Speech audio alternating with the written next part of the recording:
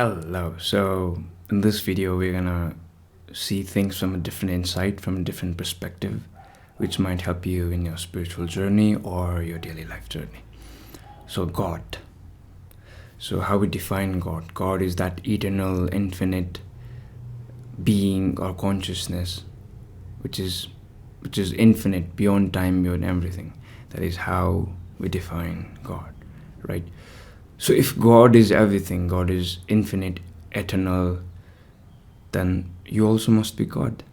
Because if God is everything, then if God is everything, then you are a separate entity from God and you are not God, then the definition of how you define God must be false, right? We are all God in ways. We are all co-creator of this whole existing matrix, whatever you want to call it. So now, what makes us believe? Now you might be like, okay, Sabal, if I am God, then why can't I walk on water? Why can't I fly in the sky? When I look into other people, why can't I see their future? It's because of your belief of how you define God. Look, I've said it before and I'll say it all over again. Everything you see, observe, even how you feel is determined by your belief system. It's what you believe in, it's how you define things, right? So, okay, I'll tell you a story. A friend of mine, her mother was very curious. She was very curious about things, curiosity, questioning like a child, what is truth, what is reality? And by questioning this, she went into a religious cult organization. I cannot say the name, otherwise I'll be banned. So she went in that organization, and there's a full stop. She was no more curious. She just did all the deeds in the name of God, right? She was stuck, full stop. And then she could not get out of this because it was all along, that was the exact thing what she was searching for all along, God or the truth. And when she found herself inside a case of that religious cult, pretending or projecting God, we represent our God through God, and that's where she was stuck, because she was a bird, who was already flying in the sky, and she went inside the cage of her own. And that's it. I hope you're getting it. So what I'm trying to do is I'm trying to warn you about people and religious cult who say that our God or the God we represent is the true God. It's been happening for years and years. We are so blind and we cannot notice that the leaders, the people who are on the top of hierarchy, they are playing us through religion.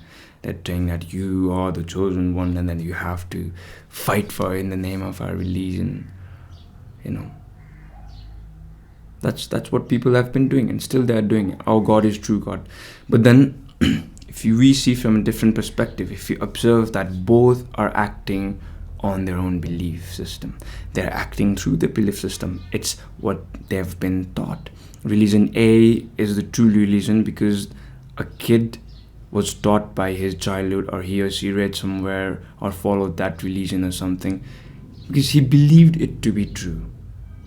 And same case with the B. And when two things their ideologies do not match, they quarrel. They always be like, I have to defend my God, I have to defend my religion, I have to defend. What are you defending? You're defending your ego, right? You're defending a belief which is projecting through your ego, if you can really observe that. So that's why I say, do not believe on things. Belief is the worst thing you can do. Know it for yourself. Because I don't believe in God. I know there is God. And when I know something, I don't have to believe in that thing. Carl Jung said, I think it was, freedom stretches according to one's own limitation, right? Whatever your belief is, for whatever belief system you have about what freedom is, that is going to be your freedom, right? For example, okay, I'll tell you another story. My friend, he went to his village, a very remote village, right? There was only one bus, and you know how buses are, roads are in Nepal. So, and he had this conversation with the bus driver, and he curiously asked the driver, what's your dream in life? And he said that I want to come to the Kathmandu, capital city of Nepal, and drive a bus. That's his dream. How naive and how simple. I'm not saying he's wrong, no. But are you seeing this? He could have come here and do anything, and you might be like, okay, he's a driver, what else can he do? There's so many things to do. But my point is that freedom only stretches onto one's limitation about how do you define freedom is. And all the belief system, all the religious cults which are trying to tell you that you are sinful, you are not worthy of God, you have to purify yourself, you have to do this, do that. You are putting more layers and layers and layers to it. And the more layers you put to it, the more you cannot see in reality.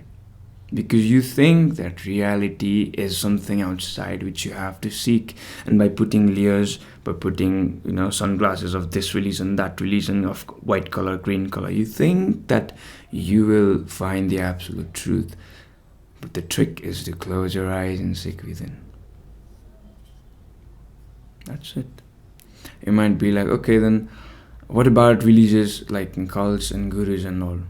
Yes, I am not denying that people with siddhis can look at your face and tell future. Yes, they can do. But that does not mean people who have those tricks, siddhis, are enlightened beings. Not necessarily. Every time. Right?